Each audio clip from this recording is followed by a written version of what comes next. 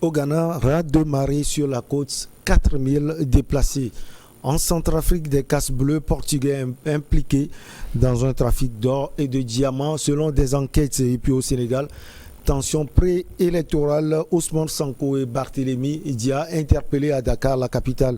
Et puis on termine par le Togo, un poste de défense et de sécurité attaqué par des terroristes dans le Pendjal. Nos invités sont en place. Il s'agit de Honorable Beau-Soleil Obekou. Il est député. Il est également président de l'association Togo pour tous. Nous avons également Kosiga Akoité. Lui, il est le président de l'Alliance Jeunesse et Développement. Et enfin, nous avons le journaliste Francisco Napo-Koura, directeur de publication de Tampa Express. Chers invités, merci de répondre à notre invitation. Président, vous allez bien? Bien, bonjour Michel, bonjour à tous les téléspectateurs de Niwa TV, bonjour à tout le peuple béninois et surtout à leur président Talon qui ont réussi à ramener les 26 jours. C'est très intéressant, nous encourageons tous les pays africains à réclamer tout ce que le colon leur a volé. Ce qui inspire également d'autres nations. On parle du Sénégal, de la Côte d'Ivoire. Francisco, bonjour cher confrère. Bonjour Michel, pour le Togo on parle d'un chapeau de Lapa, du roi Lapa. Ouais. Mais ce chapeau, ce n'est pas authentique. Hein. Ouais. Donc, on souhaite vivement que tout ça bien revienne. Parce que les gens ne vont pas venir et voler nos pays comme ça. Ça, c'est du vol. C'est la première fois que quelqu'un vole. On le laisse, on ne dit rien. On continue de piller l'Afrique. Vraiment, félicitations au président Talon. Qui vraiment montre qu'il a du talent. Allez, c'est toujours un plaisir pour nous d'avoir un député ici.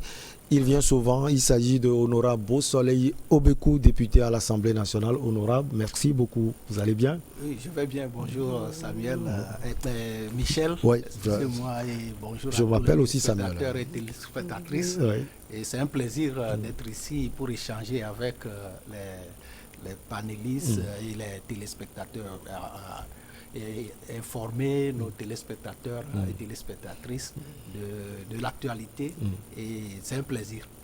Parlant de Samuel, bonjour à vous Samuel Niaoui. Je sais que vous nous avez tout simplement confondus.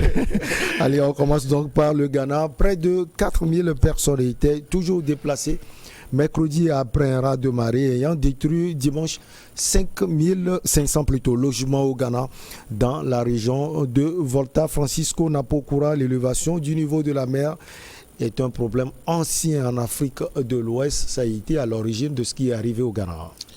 Oui, c'est ancien, mais aujourd'hui c'est avec beaucoup d'acuité.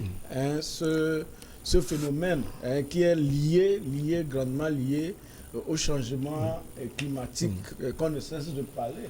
Les gens étaient tout dernièrement encore à Glasgow pour la COP 26. Et le travail, c'est ici. Vous voyez, quand vous voyez toute dans notre côte, du Ghana jusqu'au Bénin ici, c'est le phénomène qui va en grandissant. Et malheureusement, dans nos pays, les travaux, on ne fait pas grand-chose. Parce que quand on parle de la Hollande, c'est un pays carrément qui est au bas, qui est un bas-fond par rapport à la mer. Mais ils sont en train de construire des digues qui empêchent l'eau de rentrer dans les villes. Mais dans nos pays, vous voyez, le Ghana, il a fallu encore une élévation, une haute marée, et que 4000 personnes soient déplacées. Ce phénomène, vous savez, on serait encore très à l'aise si on l'avait encore rapporté au Togo, parce que même cette semaine, au niveau de Hila-Kondi, il y a eu ce phénomène-là, où l'eau est rentrée et carrément dans des villages autour de Hila-Kondi, chez nous ici. Donc, c'est un phénomène, disons, qui va se poursuivre. Ouais, bien sûr. Qui va se poursuivre et il va falloir que nos États prennent rapidement les dispositions parce que chaque année, on dit 5 à 10 mètres que la mer bouffe sur la terre. Donc aujourd'hui, par exemple, nous disons que le Togo fait 56 000 km². On est pris à 56 000 km² si à chaque fois, à chaque année, nous perdons 5 à 10 mètres de notre côte. Donc, vous voyez, même à Plaou ici, tout le long, il y a l'eau parfois qui vient jusqu'au goudron. Ouais. Et au niveau du Togo, nous avons perdu même des goudrons. Je crois qu'on au niveau d'Anéron, par exemple. Au troisième. Ouais. C'est pourquoi même d'ailleurs, le financement de la route et comment on l'appelle jusqu'à Cotonou. La route à Flaou, à Ilakondi, les gens hésitent à financer. C'est pourquoi le contournement. Et le contournement, normalement, ça ne devrait pas venir jusqu'au niveau de Simtogo. Ça devait passer sur le bassin de Zio jusqu'à arriver quelque part. Donc, il y a du travail à faire. Et notre industrie, quand on parle de... bien sûr, je dis que ce débat devait être ramené au niveau du Togo. Pour que ça soit encore très intéressant. Parce que nous avons une industrie qui est en train d'être bouffée par la mer, qui est OTP. Est-ce que vous voyez? Oui. Donc, ce qui se passe au Bénin et au Ghana, ça se passe au Togo et ça se passe au Bénin. Parce que avec le temps, le niveau de la mer monte et la mer continue de bouffer notre continent, la terre. Et si on ne prend pas garde, on prend des dispositions pour pouvoir construire des digues. Et avec le temps, il y a déjà même beaucoup de villages qui ont disparu. Donc ça veut dire que dans quelques années, le côté côte n'existera plus. Les villages qui sont là-bas ne vont plus exister. Alors, pour ces 4000 personnes, Honorable Beausoleil Obékou, quand ce genre de choses arrivent, qu'est-ce qu'il faut faire rapidement? Oui, l'État doit venir en aide aux sinistrés le plus rapidement possible. Je crois que c'est ce qui se fait au Ghana. Et l'agence qui se charge des catastrophes, de gérer les catastrophes au niveau du Ghana, a commencé par assister les victimes. Les victimes. Oui, et je crois que maintenant même certains ont déjà commencé par regagner leur village. Mais il est vrai que la mer s'est retirée. Mais ce qui s'est passé, c'est qu'il faut toujours prévoir ça et chercher des solutions pour éviter que des populations soient chaque fois victimes de ces raz de marée. Et bon, il est vrai. Cela est dû aussi en partie au changement climatique comme les uns et les autres le disent. Mais au fait, ce qui prouve ça veut dire que depuis là, il y a des raz de marée. Mais ce qu'on a observé la fois passée, c'est aussi d'une intensité jamais vue, donc jamais observée. Donc ça veut dire que nous devons prendre conscience aussi du changement climatique. Il y a certains qui font semblant de ne pas croire à ces changements climatiques. Et ces choses-là, ces raz de marée, surtout à nos côtes, viennent rappeler à nous tous, à la conscience de nous tous, que le changement climatique existe et il faut savoir adopter des comportements pour éviter ça. Et en plus de ça, il faut éviter que ces genres de catastrophes arrivent parce que, bon, on n'a pas communiqué sur des victimes éventuelles, des morts, mais bon, et toujours est-il que c'est dangereux pour les populations riveraines. Donc il faut toujours prévoir ces catastrophes en construisant des digues. Nous savons que sur ces côtes-là, au Ghana aussi, ça a été annoncé, on pose des rochers, tout ça là pour éviter la progression de la mer. Ça a été fait au Togo aussi, au niveau d'Anéro, pour bloquer, essayer de stopper. Mais bien que la mer a déjà bouffé des routes et une grande partie de la côte, on a posé des rochers, tout ça là pour bloquer l'avancée. Mais ce n'est pas étendu aux autres, à certaines localités, au Ghana aussi. Et bon, avec ces raz de marée de la fois passée, les travaux de pose de digues ont encore recommencé. Vont recommencer parce que et on ne s'attendait pas à ça. Là où il y avait, c'était plus dangereux, on a posé des rochers, des digues, mais maintenant que toute la zone presque de la Volta est sinistrée à cause de ces raz de marée. Donc, il faut prévoir ça. On ne peut que prévoir ça pour éviter des victimes dans les prochaines raz de marée. Alors, ce niveau de la mer qui augmente est lié au changement climatique, comme Honorable l'a dit, comme également le confrère Francisco Napokura l'a dit, Kosigan à côté.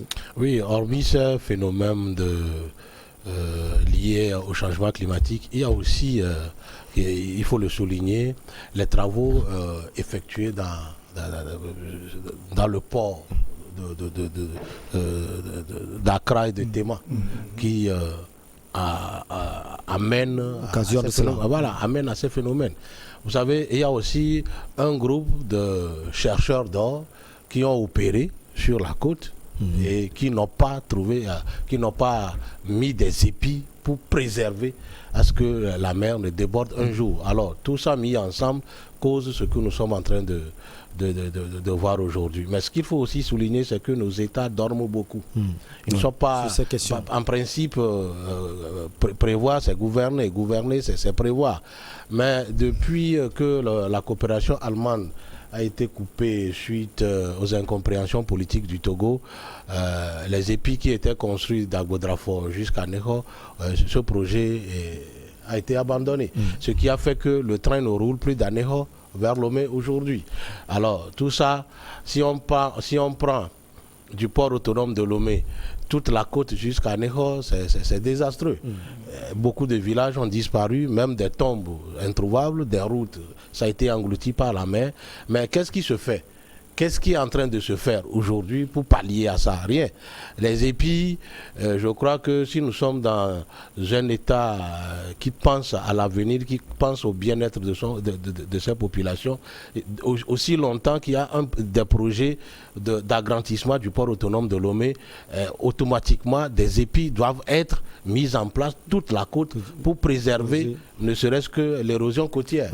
Alors, si cela n'est pas fait, je crois que la mer bouffera toujours la terre et puis cela va engendrer des dégâts colossaux au sein de la population, des pertes de vies humaines, des pertes de maisons. Or, aujourd'hui, nous savons que s'il y a de ces choses-là, l'apport amené aux populations n'est que très précaire. Combien on leur donne? Qu'est-ce qu'on leur trouve comme solution? On ne trouve même pas un terrain où il faut reconstruire après. Donc cela doit attirer l'attention de nos dirigeants. Et il ne faudrait pas aller seulement à Paris bien parler, mais je le dis toujours, il faut... À Glasgow. Voilà. Alors, en une minute, Francisco... Qu'est-ce qu'on donne aux gens? C'est les nattes, c'est-à-dire qu'on vous regroupe, on vous amène quelque part dans une école pour aller vous héberger quelques jours, et puis après, c'est les nattes, et puis quelques ustensiles de cuisine qu'on viendra vous donner. On n'assiste pas en tant que tel nos populations sinistrées. Au Togo, on l'a connu, on a même construit un camp de sinistrés à coût de milliards, mais ce camp est devenu quoi? On ne sait plus. Vous voyez, le travail de la côte, c'est important. Quand vous allez vers les Agodrafo, tout ça, vous voyez, même des églises, chapelles ont été abandonnées côté de la mer. Je me suis baladé là-bas il y a au temps du baccalauréat. J'ai vu comment, vous voyez, des écoles qui sont en train de partir. Je vous dis que même OTP va partir, et l'industrie même qui fait des milliards, qui puise le sable et vendre, qui fait des milliards, ne pense même pas à sauvegarder cette côte. Il y avait le projet du professeur Blivy. Je ne sais pas ce que c'est devenu, parce que là aussi, c'est des milliards qui ont été mis et personne n'a jamais fait des rapports. Bon, en fait, moi, je n'en ai jamais vu pour voir comment est-ce que ce projet a été mené et quels ont été les atouts. Il y a des villages, beaucoup de villages qui ont disparu depuis un moment. Il y a les tombes, comme il a dit. Je dis, ça continue parce que quand vous êtes au niveau des Agodrafo et autres, vous voyez que même les chapelles, les écoles sont en train d'être abandonnées et les gens font leur reprise. Donc aujourd'hui, c'est mieux peut-être pour quelqu'un qui va construire de ne plus construire de l'autre côté de la nationale, route Lomé-Anero, et qu'on est en train de faire maintenant, plutôt d'essayer de construire au-delà de cette voie. Mais l'État doit réagir. L'État doit réagir. On a donné l'exemple. Par exemple, les gens de Dubaï. Dubaï, les gens ont repoussé la mer. Mais en Hollande, c'est ce qui se fait. Alors que ce qu'on a ici comme vague, ce n'est pas ce que les autres ont là-bas. Hein. Parce que ça veut dire que si nous faisons un minimum d'efforts pour construire nos côtes et, disons, préserver la terre, on va plus gagner que les autres. Donc les autres poussent la mer vers nous et nous, même une simple pluie, on la reçoit. Voilà, on la reçoit, on quitte nos espaces parce qu'il y a eu pluie. Allez, on marque la petite pause. On revient avec nos invités Kosiga Akwete, Honorable Beausoleil Obekou et Francisco Napokura.